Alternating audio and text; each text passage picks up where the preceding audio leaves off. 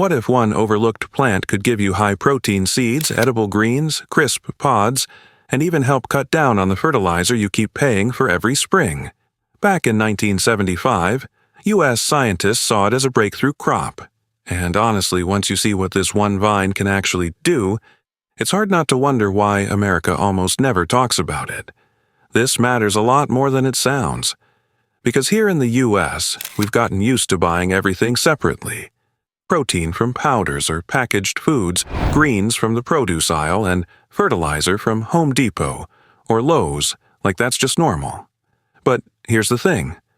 There's a climbing plant that starts to blur all of those lines at once. And once you see what it can actually produce, the bigger question isn't whether it's impressive, it's why a plant this useful never became part of mainstream American gardening in the first place. And later, I'll show you the part most people really want to know, whether this is something you could actually grow in your own backyard, raised bed, or even a sunny patio setup. Section 1. The plant. Nobody told Americans about the plant is called winged bean, and chances are most Americans have never seen it at Costco, Whole Foods, or even at a typical local nursery. That alone is strange, because this isn't some tiny wild herb with one niche use. It's a climbing food plant that can give you edible leaves, flowers, pods, seeds, and in some cases even tubers underground. And honestly, that's the first thing that should make you stop and pay attention. Because once you hear bean, you probably picture one harvest, one use, one category. But here's the surprising part. Winged bean doesn't behave like a one-purpose crop at all. It acts more like a compact food system growing on a trellis. Back in 1975, the U.S. National Academy of Sciences highlighted it as one of the most promising, underused tropical food plants, which means this isn't just gardening folklore or internet hype. People in science saw the potential a long time ago. And this is where it gets interesting for an American audience. We're used to buying our greens in one place, protein in another, and garden input somewhere else entirely. But winged bean starts collapsing that whole pattern. For families trying to get more value out of a backyard garden, a raised bed, or even a sunny patio setup, that's a very different way to think about food.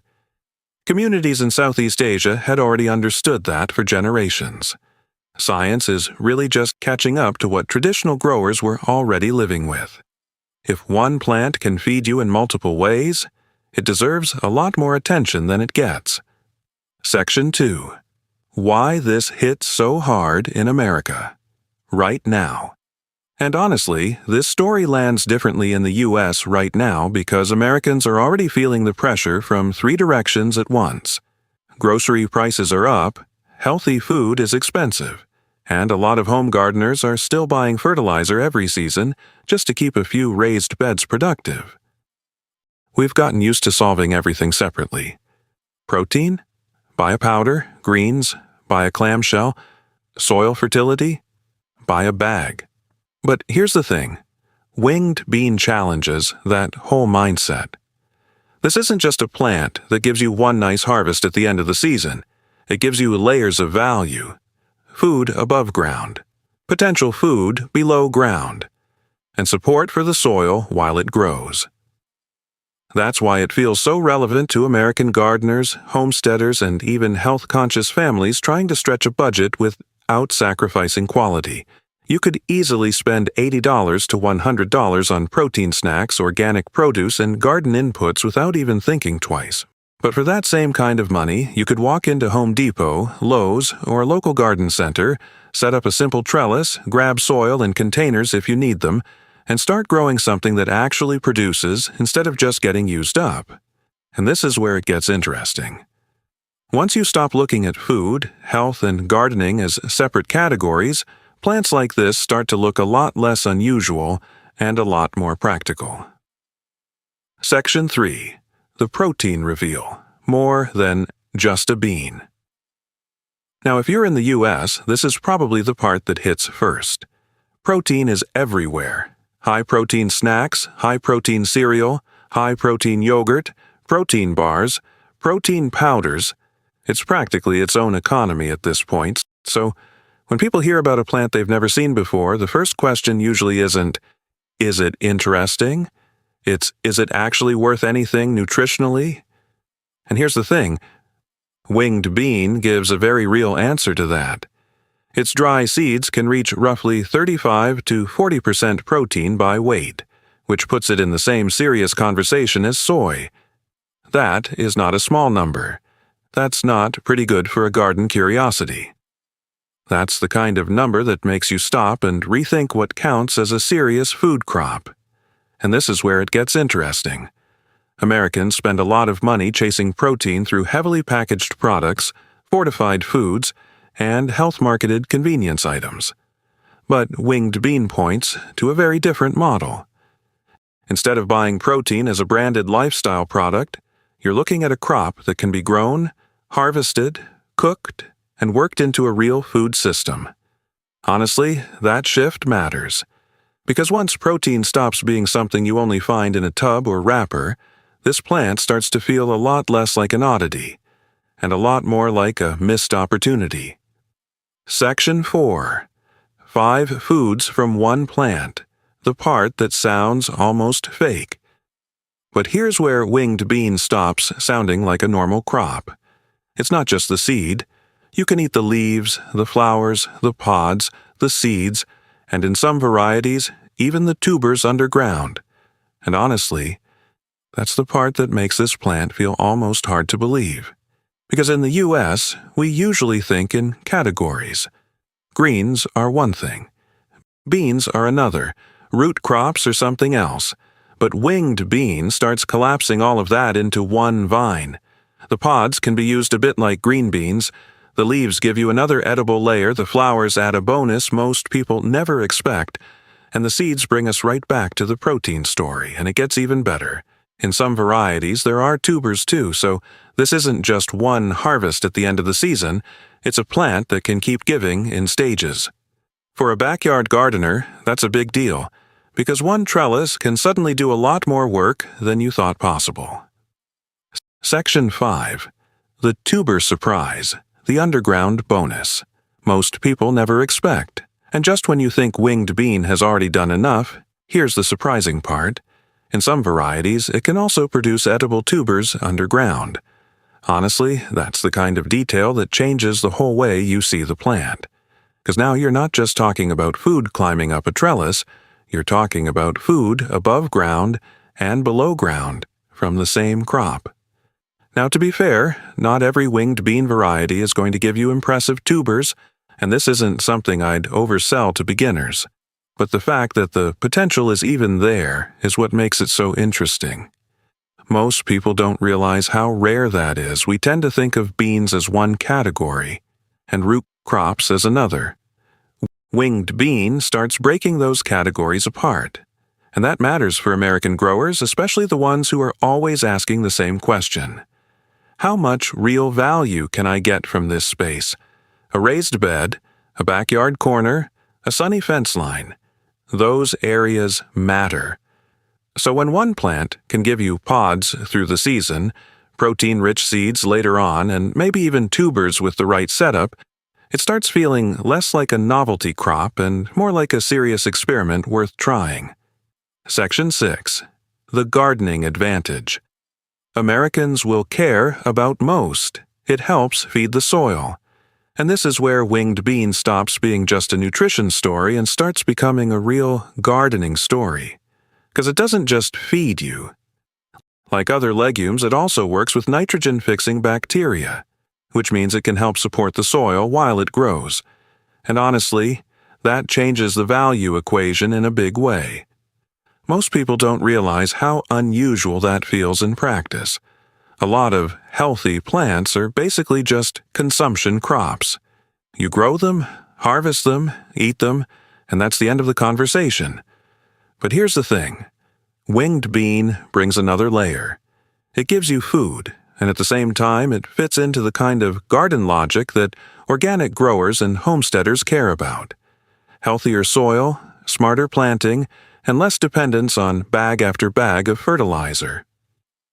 If you've ever walked into Home Depot or Lowe's in spring and loaded up on garden inputs just to keep a few beds productive, this is the part that should make you pause. Because when one crop can give you edible harvests and also contribute something back to the growing system, its value goes way beyond the seed packet.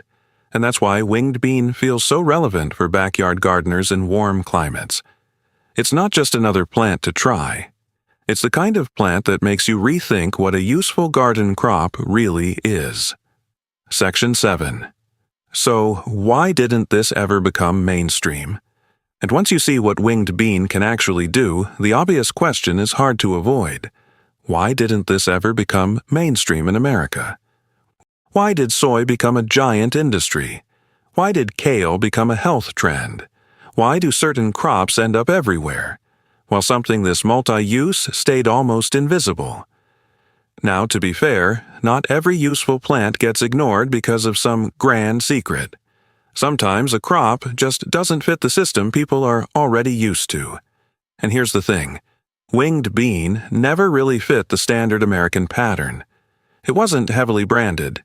It wasn't built into grocery store supply chains. It wasn't the kind of crop that got pushed into everyday consumer culture. So even though it had real value, it never got the kind of momentum that turns a plant into a household name, and honestly, that matters more than people think. Because most Americans assume that if something was truly useful, they would have heard about it by now. But that's not always how food works. Visibility and usefulness are not the same thing. A plant can be practical, productive, and genuinely impressive, and still get left on the margins if it doesn't match the way the market prefers to package, sell, and repeat things. And this is where it gets interesting, because once you realize that, winged bean stops looking like a forgotten curiosity and starts looking like a really good question. Section 8. Can you actually grow it in the United States? So now we get to the question a lot of people are probably waiting for. Can you actually grow winged bean in the U.S.? Or is this one of those plants that only sounds exciting on paper? And honestly, here's the good news. It's not impossible. But it does have a clear preference. This is a heat-loving, sun-loving vine that does best with a long, frost-free season. That means the easiest fit is going to be places like Florida, South Texas, the Gulf Coast, Southern California, Hawaii, and other warm regions where summer really stays warm. In cooler parts of the country, it gets trickier, but not automatically out of reach. Some growers can still experiment with it in a greenhouse, a long-season tunnel, or a very favorable microclimate. So this isn't an every backyard in America crop, but for the right grower, in the right setup, it becomes very real. And this is where it gets interesting for home gardeners. You do not need some industrial system to try it. You need seeds, warmth, full sun, and something for it to climb. A backyard trellis, a raised bed with support, a fence line, even a large container on a sunny patio can work if your climate cooperates. So once you understand what the plant actually wants, it stops feeling like some distant exotic idea and starts feeling like a smart experiment for American growers who want more value from every square foot. Section 9. How an American household could actually use it. And honestly, this is the part that makes winged bean feel practical instead of just impressive. Because a plant can sound amazing on paper, but if people can't picture it in real life, it stays a curiosity. So the real question is, how would an American household actually use it? Here's the thing. It doesn't have to replace your whole diet to be valuable. The young pods are probably the easiest starting point, because they slide into the kitchen the same way green beans or other quick vegetables do. The leaves can add another layer, especially for people who already like cooking greens into soups, sautés, or simple side dishes. The flowers are more of a bonus, but for gardeners who like edible plants that also look beautiful, that's part of the appeal, and later on the seeds bring you right back to the protein conversation. What most people don't realize is that flexibility is a huge advantage. This isn't one of those plants you grow once, use once, and forget about. It can show up in different ways at different stages, which makes it feel a lot more like a real household crop than some trendy superfood you buy, use twice, and leave in the pantry. And for American gardeners, that matters. Because once a plant fits both the garden and the kitchen, it stops being an interesting idea and starts becoming something you can actually imagine growing on purpose. Section 10. The bigger reframe. Maybe we've been looking at health food the wrong way, and maybe that's the bigger takeaway here. Not just that winged bean is unusual or productive or underused, but that it exposes something deeper about the way we think about health food in America. Because most of the time, healthy gets sold to us as a stack of separate purchases: supplements, powders, packaged snacks, premium produce, fertilizer for the garden, and then another product to fix the problem the last one didn't solve. But here's the thing. Winged bean points in the opposite direction. It suggests that real value might come from plants that do more than one job well. Plants that feed you in stages. Plants that fit into a garden instead of just a marketing category. Plants that give you nutrition, flexibility, and a little more control at the same time.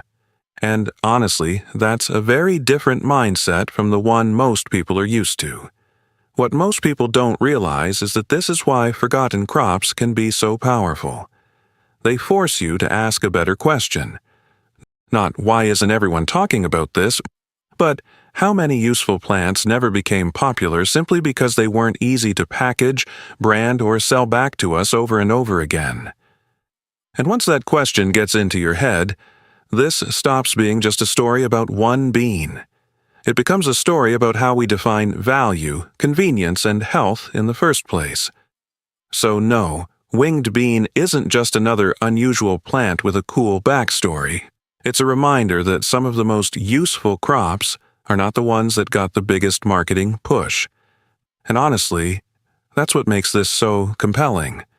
One vine can give you multiple edible parts, a serious protein story, a real gardening advantage, and, in the right climate, a very practical reason to rethink what deserves space in your backyard. Because here's the thing.